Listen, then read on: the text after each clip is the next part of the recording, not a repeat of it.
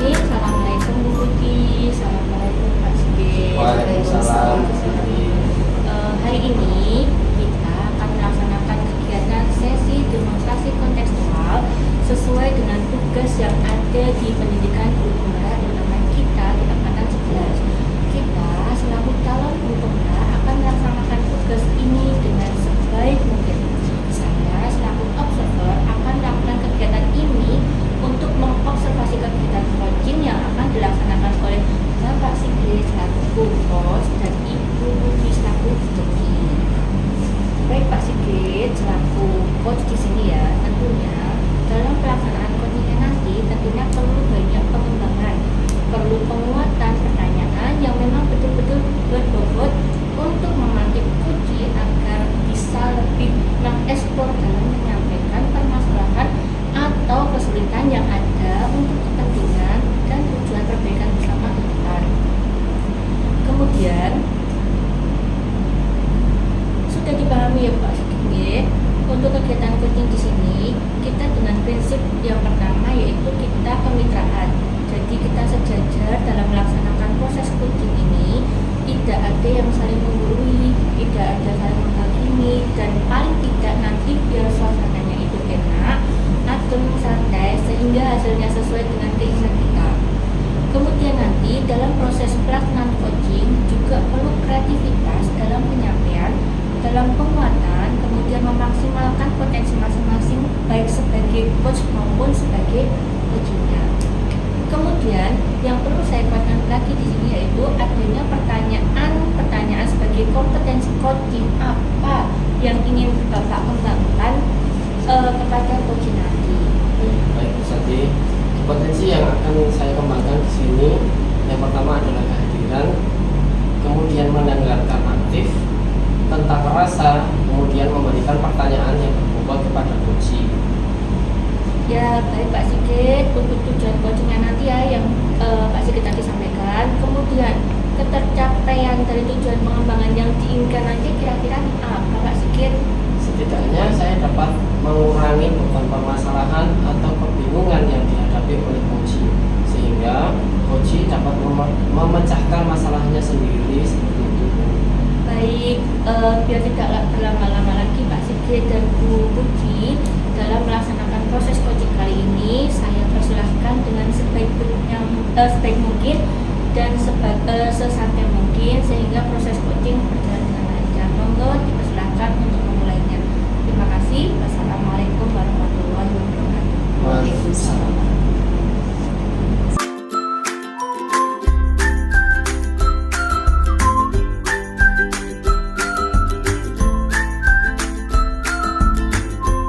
Baik Bapak Sigit dan Ibu Putri, terima kasih atas kegiatan coaching pada hari ini.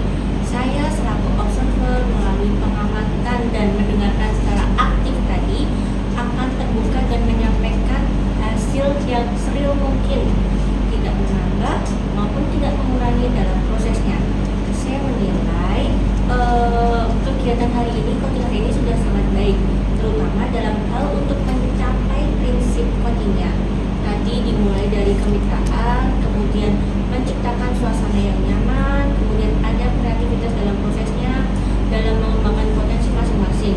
Misalnya dari pihak coach menyampaikan kesulitannya dengan begitu terbuka, kemudian menyampaikan apa adanya, bahkan menjawab dengan lugas.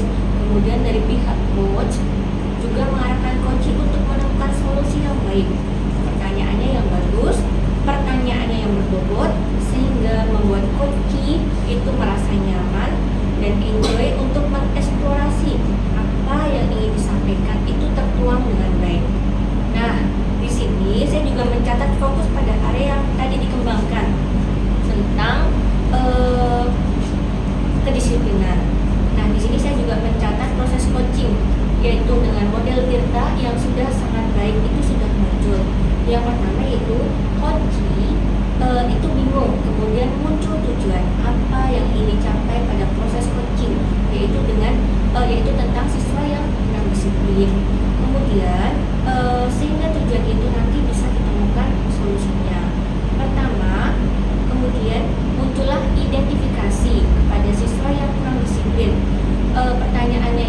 berbobot ya dari coach itu tadi memunculkan pertanyaan yang berbobot, sudah sangat baik, dan coach memberikan tanggapan yang cukup bagus sehingga teridentifikasi terkait masalah yang ada, sehingga akan muncul solusi yang baik dari coach.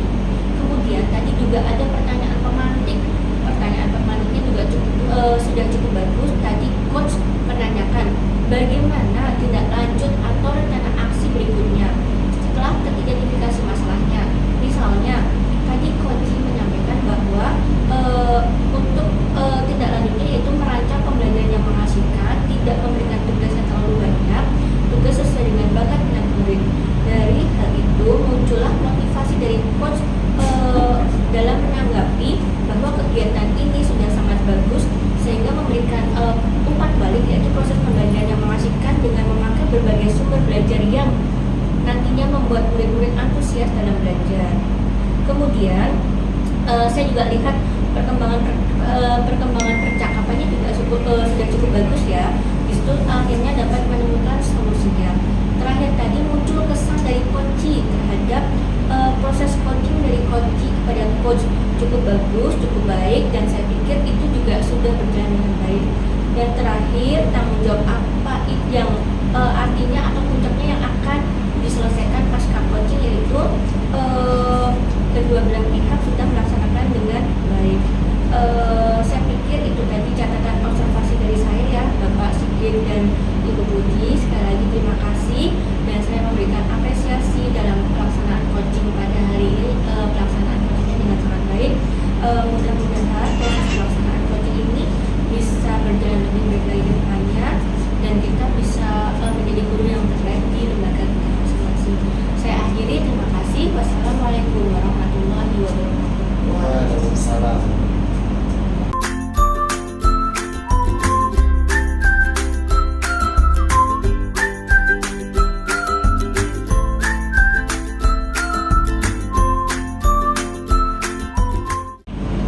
Selamat sore Pak Siti. Ya, selamat sore Bu Puji. Iya, maaf boleh saya minta waktunya Pak. Saya mau bercerita tentang apa yang saya rasakan pada akhir-akhir ini di kelas. Oke, baik Bu Puji. Kira-kira apa yang mau diceritakan oleh Bu Puji hari ini?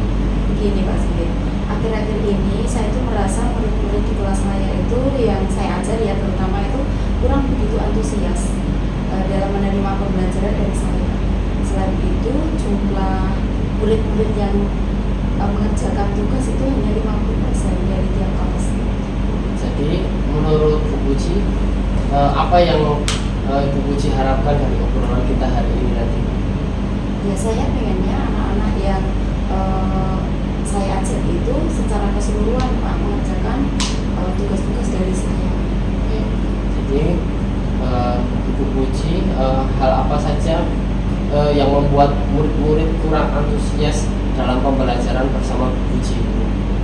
Begini Pak, kalau saya ingat-ingat ya hal yang menyebabkan murid-murid saya kurang antusias itu yang pertama adalah pembelajaran yang saya lakukan itu sepertinya membosankan buat mereka. Kemudian terlalu monoton, saya tidak terlalu dominan, saya terlalu dominan dalam berbicara. Jadi mungkin karena saya menggunakan metode diskusi gitu ya, jadi terlalu banyak menyampaikan materi. Kemudian yang kedua, saya tidak memberikan kesempatan murid saya itu untuk berpendapat atau aktif berbicara pada pembelajaran saya. Oh itu ya Bu. Selanjutnya kira-kira apa saja yang membuat murid Bu Puji itu antusias dalam pembelajarannya itu? Ya mungkin murid-murid itu merasa bosan ya Pak ya. Jadi menginginkan pelajaran yang menurut mereka itu menyenangkan, mengasihkan, kemudian tidak membosankan, tidak monoton Ya. seperti itu. Ya betul sekali Bu, saya berpendapat dengan Ibu. Lalu menurut Ibu Puji, apa saja yang bisa membuat murid-murid itu asik, senang di dalam kelas dan tidak bosan gitu Bu? Ya menurut saya pembelajarannya itu harus berpusat pada murid Pak. Jadi murid yang aktif, kemudian ada ice breaking, kemudian ada games-games yang mereka itu membuat lebih antusias dan tertarik seperti Ya. itu. Lalu Bu Puji mengenai tugas ini ya, yang diberikan kepada murid-murid itu apakah penyebabnya sehingga kurang antusias dalam pengumpulan tugas? Mungkin karena begini Pak, saya dalam memberikan tugas itu memang lumayan banyak. Kemudian saya memberikan penugasannya itu dengan menggunakan penugasan yang mereka mungkin agak besar ya Pak, terlalu banyak menulis gitu. Jadi itu mungkin kurang mengasihkan buat mereka. Kalau boleh tahu itu sumber belajar apa saja yang ada di kelas itu? Kalau selama ini saya hanya menggunakan buku teks yang dipinjam anak-anak di perpustakaan. Selain buku teks, kira-kira apa saja nih? Sebenarnya banyak ya sumber belajar yang bisa diperoleh itu, misalkan seperti YouTube, kemudian artikel di blog atau tulisan-tulisan ilmiah yang ada di internet, atau bisa juga untuk menggunakan aplikasi yang sedang tren saat ini ya Pak, misalkan TikTok, Reels di IG seperti itu. Nah, betul sekali Bu. Saya yakin sekali bila Bu Puji bisa menggunakan berbagai macam-macam sumber belajar, pasti anak-anak sangat antusias dalam pembelajarannya. Jadi sekarang apa rencana Ibu Puji untuk menyelesaikan masalah ini? Yang pertama saya ingin merancang pembelajaran yang mengasihkan Pak, dengan menggunakan sumber belajar yang beragam yang disukai oleh siswa seperti YouTube, TikTok. Kemudian yang kedua saya akan memberikan penugasan yang tidak terlalu banyak. Kemudian bentuk penugasannya juga sesuai dengan minat anak-anak. Misalnya saya akan menggunakan pembelajaran berdiferensiasi sehingga nanti murid itu tidak terpaksa, tetapi mereka memang senang mengerjakan tugasnya itu. Misal menggunakan bentuk drama, lagu, puisi, pantun, video atau yang lainnya. Wah, bagus sekali itu ya Bu. Mudah-mudahan berhasil. Selanjutnya, apa komitmen Ibu Puji terhadap rencana ini Bu? Komitmen saya untuk selalu membuat perencanaan pembelajaran yang mengasihkan dengan menggunakan banyak sumber belajar untuk mengeksplorasi materi sehingga murid-murid saya itu nanti dapat menjalankan merdeka belajar Pak, dan saya akan membuat murid-murid saya itu senang dalam kegiatan eksplorasi materi tanpa ada unsur paksaan, dan saya akan serahkan pemilihan sumber belajar pada murid-murid saya. Wah, bagus sekali itu Bu. Saya sangat mendukung. Mudah-mudahan semua berjalan dengan lancar dan sesuai apa yang diharapkan oleh Ibu Puji. Amin. Terima kasih Pak waktunya untuk sharing pada sore hari ini. Mudah-mudahan nanti saya bisa menjadi guru yang menyenangkan buat murid, guru yang merindukan murid-murid saya. Amin. Ibu, begitu Bu. Terima kasih sudah sharing pada sore hari ini. Ya, terima kasih Pak Sigit atas waktunya.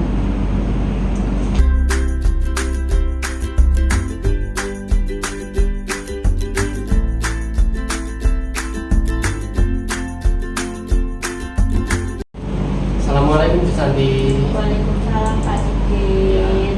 Bolehkah saya meminta waktunya? Saya mau bercerita tentang apa yang saya rasakan akhir-akhir ini di kelas Bu. Baik Pak Sigit, apa yang ingin Bapak ceritakan?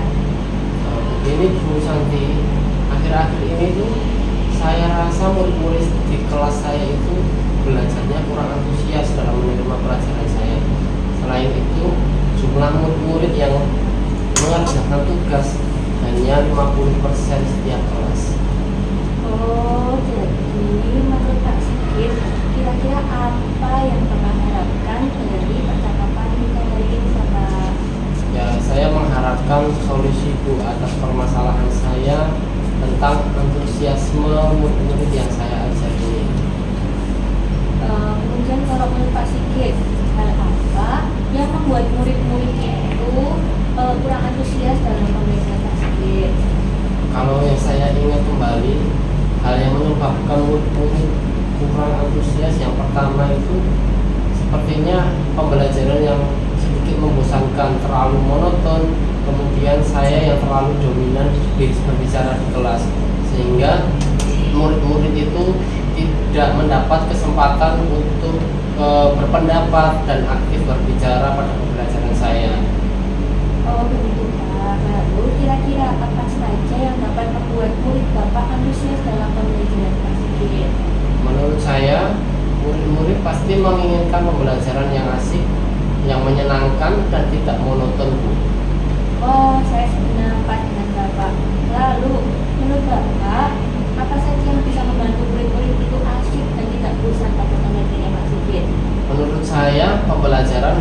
terpusat pada murid ya Bu.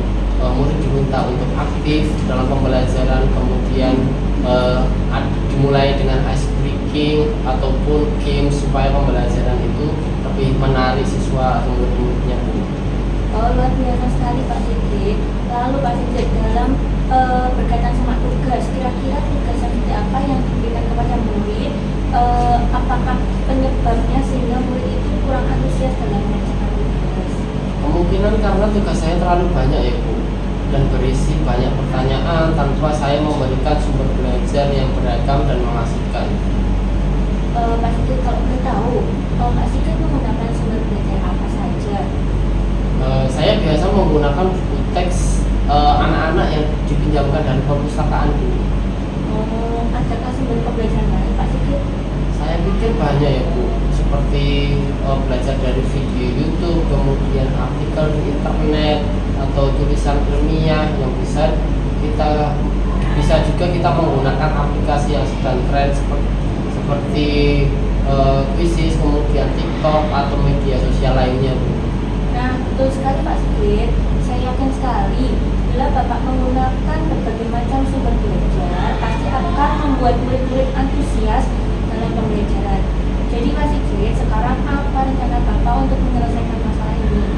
Baik Bu, yang pertama saya merancang pembelajaran yang menyenangkan dulu ya Bu, menggunakan sumber belajar dari beragam video YouTube ataupun media sosial lainnya. Kemudian yang kedua, saya akan memberikan tugas yang tidak terlalu banyak, kemudian bentuk tugasnya juga sesuai dengan minat dan bakat murid-murid saya Bu. Istilahnya saya melaksanakan pembelajaran diferensiasi gitu Bu, sehingga murid tidak terkesan terpaksa, sehingga mereka mengerjakan itu dengan senang, misalnya menggunakan bentuk drama, puisi, pantun atau laporan digital lainnya di Canva atau di media sosial lainnya itu Bu. Bagus sekali Pak Sigit, rencana Bapak yang akan ingin Bapak terapkan di kelas. Mudah-mudahan berhasil. Kemudian, apa komitmen Bapak terhadap rencana tersebut? Saya berkomitmen untuk selalu membuat rencana pembelajaran yang mengasihkan, menggunakan banyak sumber belajar untuk eksplorasi materi sehingga murid-murid saya itu dapat menjalankan merdeka belajar. Saya juga membuat murid-murid senang dalam kegiatan eksplorasi materi tanpa ada unsur paksaan, dan saya serahkan pemilihan sumber belajar pada murid-murid saya. Wah, bagus sekali Bapak. Saya sangat mendukung. Mudah-mudahan semua berjalan lancar dan sesuai harapan. Terima kasih Bu Santi atas waktunya untuk sharing. Mudah-mudahan kita semua bisa menjadi guru yang selalu dirindukan oleh guru ya Bu Santi. Amin. Terima kasih Pak Sigit sudah berbagi cerita dengan saya. Semoga dengan ini Pak Sigit mendapatkan pencerahan dan masalahnya. Ya, terima kasih Bu Santi. Saya pamit ya Bu.